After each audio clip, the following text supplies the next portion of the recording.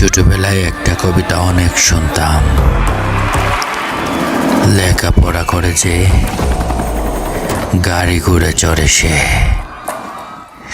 কিন্তু বর্তমান সময়ে এসে তা শুধুই বিভীষিকাময় এক প্রহসন মাত্র। বর্তমান সময়ে যার কাছে পয়সা রয়েছে,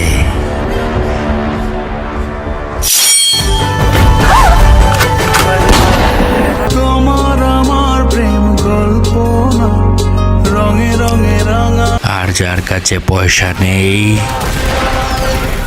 তাকে বন্দুকের নলের সামনে আনতেও 1 সেকেন্ড সময় লাগে না।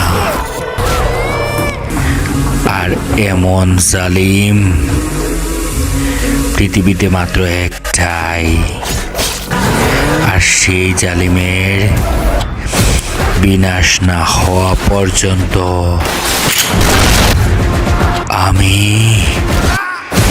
ক্ষান্ত হব না। এই যুদ্ধ শুধুমাত্র শয়তানের বিরুদ্ধে, এই তুই কি ডারে? ইনসাফ প্রতিষ্ঠা করার জন্য।